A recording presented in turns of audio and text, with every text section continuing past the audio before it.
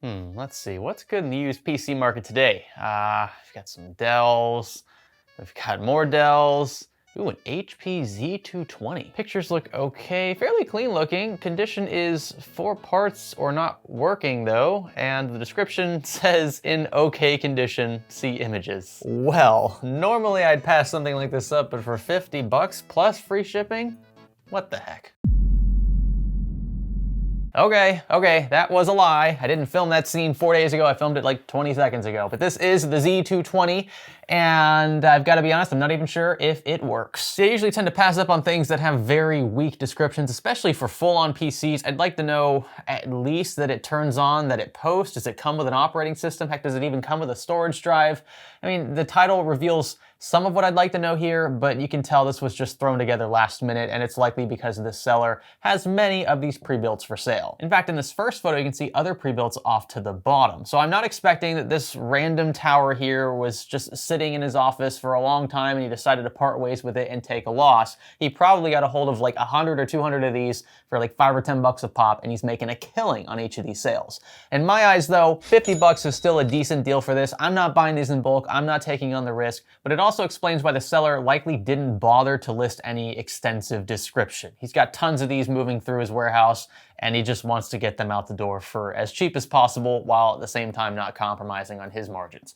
So we've got it here. We're gonna try to turn it on and do some things to it. I'm not gonna give away too much yet. You can see this build was at one point running Windows 7, if that tells you anything about how old this is. It does have a rewritable 5¼ inch disk drive. I think that's a huge win. And it does have a lot of questionable juices flowing along the side panels. This is not a huge win. Let's answer the question then, is this $50 pre-built a pile of junk in 2023? Are you ready? Stay with me.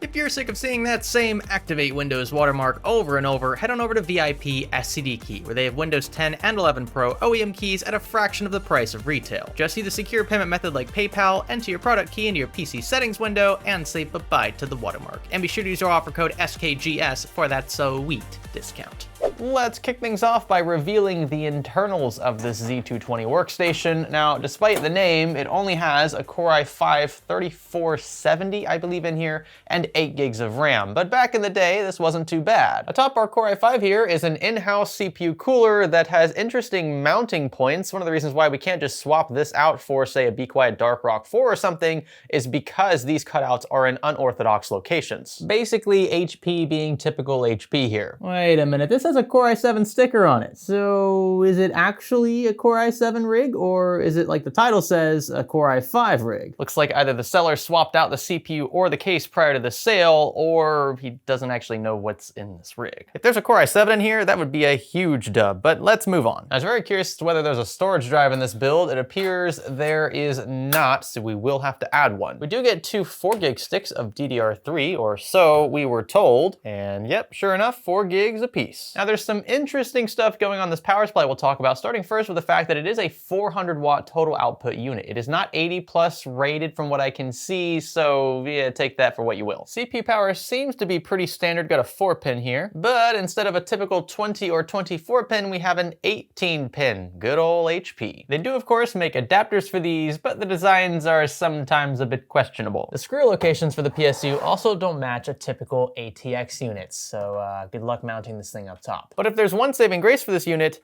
it's this. This is a, well, if it focus, there we go. This is a 6-pin supplemental PCI power connector, which means, well, we can run some pretty powerful graphics cards on this thing. Powerful in the relative sense, of course, and in the case of the Z220, really anything modern is powerful, and this 4060 is no exception. You've seen it before on the channel. This is the OC low profile 8 gig 4060 from Gigabyte, and it looks basically like a beefed up Wi-Fi card. It's incredible how small this is. They still managed to fit 3 fans in here, which is just nuts. It actually doesn't run super loud, at least in my testing with 3D Mark. Quite surprised by that, and it even comes with an optional slim rear I/O shield. But let's not get ahead of ourselves. This system might not even power on as is. That's the first thing we need to try. This is the system, about as bare bones as I can get it. For some reason, it doesn't have native HDMI out from the motherboard with the integrated GPU, so I've got a small form factor graphics card. It doesn't rely on supplemental power or anything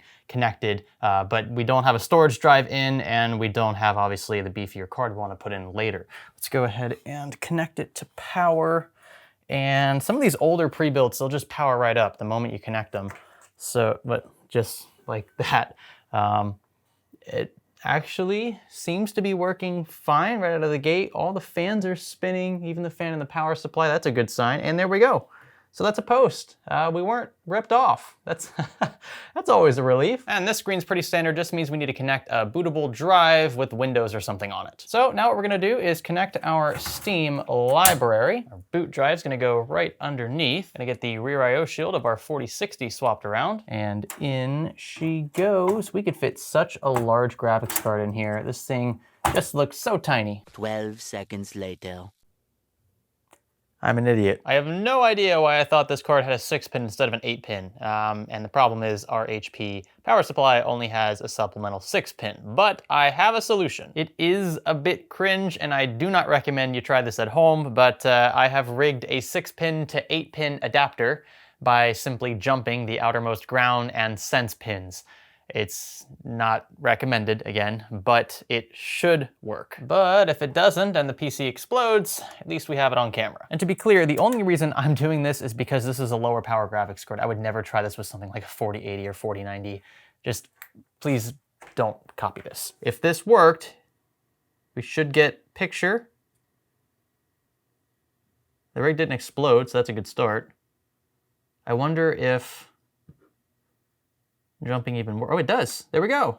All right. So nothing's melting yet, and we are loading into Windows, which is great to see. But of course, Windows decides to update right now. 12 o'clock midnight. Wow, and would you look at that? This is actually a Core i7, a 3770 Ivy Bridge chip. I think this is a huge win. We got super lucky with this. I think the seller just misdiagnosed it. I think it's living up a little more to its workstation name now. Now don't worry, I've decided to throw an actual game into the mix this time around, but I did want to start our test with 3D Mark Time Spy. This will give us a fair, level playing field. We can see just how powerful our CPU is with respect to our graphics card and how our system stacks up overall against every other system tested in this suite. I will say right off the bat, everything looks very smooth. Surprisingly, our frame rate is not super high, but considering what we're working with platform-wise, this is more than acceptable. And sure enough, with a score of 8254 by the time this benchmark ended, we placed better than over 40% of all submitted results. That, I think, is fairly impressive considering how steep of a CPU bottleneck we still have here, despite this being a Core i7 and not a Core i5 like we initially thought. Also, keep in mind, this is a 1440p synthetic, and a lower frame rate is likely alleviating some of the stress our CPU would otherwise bear. But now let's move on to a game some of you asked for, GTA 5. In 1080p, high settings, no anti-aliasing or advanced graphics, this game actually performed much better than I expected. In the flying scene, we're averaging well over 100 FPS, which is always a goal of mine with these lower end systems, and even on the street scene, we're averaging somewhere between 80-ish and 90-ish FPS. It does drop a tad once things get a little more involved, but overall, I'd say this is a huge win for this otherwise $50 system. The one caveat, obviously, is that you'll need to throw a $300 graphics card in here to make it do that. But I didn't want to just stop here. I wanted to prove a point about where the bottleneck in the system lies. Obviously, the CPU is going to be our limiting factor. Unless we really start cranking up some in-game settings, we're always going to be held back by this piece of silicon. So what I decided to do next was run the exact same in-game benchmark, but this time in the 4K resolution. And wouldn't you know it, we have nearly identical frame rates on both sides. I bet you can't even tell without the labels which one is 4K and which one's 1080p, especially if you're watching this video in playback at a lower resolution. Essentially, by playing in 1080p, we're leaving a lot of graphical horsepower on the table and forcing our CPU to work overtime to keep a higher frame rate up. Whereas if we transition to 4K, yes, the CPU obviously is still working just as hard, arguably, because the frame rate is still high, but now the graphics card can start picking up some of the slack and can start actually flexing its muscles a bit. So as before, you'd probably have somewhere around 100% CPU bottleneck and maybe a 20 to 30% graphics bottleneck. Now we have something more like 100% and 70 or 80% bottleneck, which is much more balanced and gives us a much better experience. Switching things up then, I decided to also test Star Wars Battlefront 2. This is a well-optimized game in my experience. You can play this thing on some pretty bare-bones rigs, and this one is no exception, averaging around 100 FPS, sometimes more, sometimes a little less, depending on how intense the scene gets. And I did notice it was a little stuttery at times, but overall perfectly acceptable on a system that otherwise costs, again, around 50 bucks or so. Our 4060 is actually carrying a lot of the weight here. You can see that both the CPU and GPU are nearly maxing out in our utilization tab, but our frame rate is still quite high. So I'd call this a win. Lastly then, in the racing category, I've chosen F123, and this has DLSS baked in. So I've enabled that for anti-aliasing. I've also run this in 4K instead of 1080p. You can see our graphics card utilization somewhere around 100%, and CPU utilization is somewhere around 60 to 70. This results in a frame rate over 100 on average, and I've got to say, I mean, despite using DLSS, which I know is taking some of the load off, overall, this is still a very, very capable machine, considering this CPU is, what, going on 10 plus years old now? I mean, Ivy Bridge is certainly not on anyone's radar for a new build today, unless you're just on an absolute bare bones budget, or maybe you want to take advantage of some older hardware for nostalgia's sake. And if you're worried at all about frame time spikes, you can see our minimum FPS value was only 87. This is the lowest measured frame rate during the entire benchmark. It's not a 1% low or 0.1% low, so it's not taking in an average of the lowest frames, but the fact that the very lowest measured is only 87 tells me that we've still got a very smooth experience, and sure enough, just watching this in playback, you wouldn't know you had a 3770 Core i7 in here. Build better and smarter with the Corsair iQ Link ecosystem, a leap forward in PC building aimed at reducing cable clutter and maximizing hardware compatibility. Run a single controller with the iQ System Hub and manage all of your RGB devices through revamped software. The hub fits almost anywhere in your case and allows for up to 7 connected devices in a single cable design, spanning across fans, coolers, power supplies, cases, and more from Corsair. Click the link below to learn more. All in all then, not too shabby in the slightest. I think we got really lucky the fact that this was actually a Core i7 and not a Core i5. I'll admit, I didn't even notice that there was a Core i7 sticker on here. I saw the title, so I assumed it was coming with a Core i5, and I was a bit confused as to why this would be called a workstation if it only had a Core i5 in it. I mean, I suppose for certain tasks it's totally fine, but typically when you hear the term workstation, especially nowadays, you're thinking, what, Core i7, Core i9, or maybe like a Xeon or something. There are plenty of Xeon pre-builts that are in this price range out there, but typically they have much lower clock speeds, which doesn't favor us when it comes to gaming performance. This 3770, however, has proved that it is still a worthy contender in the bare bones PC market. You'll notice a lot of eBay pre-builts with Core i7s in them tend to fetch fairly steep premiums, and I think it's more or less psychological. Folks see 7 in place of 5 and think, well, 7's a bigger number, so these must be better CPUs, but they overlook the whole generational argument, right? I mean, we could be talking about the oldest Core i7 in the books, and folks will still choose that over a 6th or 7th or 8th gen Core i5, which will massively outperform said i7. But either they don't care or they don't know enough about these systems to understand how big these performance leaps are generation over generation, and that's why you still see those premiums exist. In this case, we got lucky. I definitely wasn't expecting an i7, and I'm going to reach out to the previous owner of this. I know they probably just flip these day in and day out, but I want to let them know that this was mislabeled, and if they'd like the system back, I can return it to them at no charge. I'm not here to rip somebody off or capitalize on a misdiagnosis or just a simple mislabeling.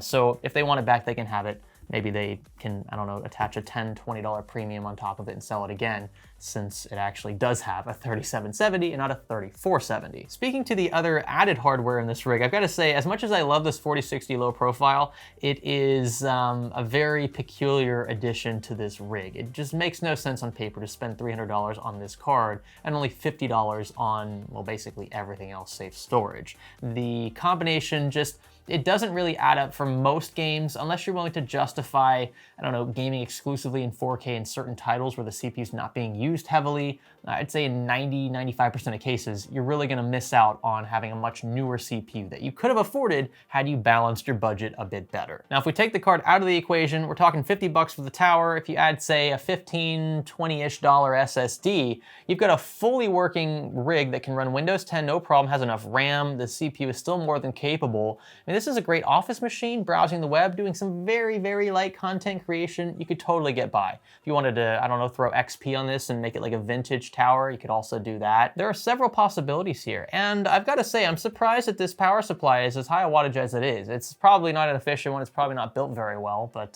for our use here, it held up just fine. 400 watts is much higher than you'll find in your average pre-built OEM, I'd say, especially ones that don't really need discrete cards. If they're running on integrated graphics, you only need maybe 250 watts at the most. So the fact this has a 400 watt already in it was pretty sweet. Came with a 6-pin. We had to sort of rig something together to adapt that 6-pin to an 8-pin. Again, not recommended, but it worked in the end, and I didn't see any smoking, so there's that. I've said it before and I'll say it again, I'm really enjoying these older systems on the channel. I don't know about you guys, let me know if this is too much. I do have a couple more of these, but we don't have to make videos on them. We can always part these out for fix or flop videos. But this kind of hardware is what I really grew up on. I'm only 28. I started working on PCs like these just for fun occasionally, between the ages of like 10, 12, and 14. Sometimes my dad would bring one of these home. He'd bring home like a workstation, just like this one actually. And I'd disassemble it, put it all back together. I mean, that was really cool, just being able to be hands-on at that age with hardware like this. In fact, I want to start my kids even younger, get them familiar with tech like this. They need to be, I feel like, especially with where things are headed. Things are just advancing so quickly technologically. I think you're going to be behind, especially in school, maybe even in college, if you aren't at least somewhat familiar with PCs by the time you enter the workforce. And just like that, the mowers outside have started. I think that's my cue. Let me know if you guys enjoyed this one. Give it a thumbs up. Consider subscribing if you have not already. Check out relevant links in the description. You can join our public Discord server, totally free to do. If you want to contribute there, you can also support us on Patreon as well. Thanks so much for watching. My name is Greg. Thanks for learning with me.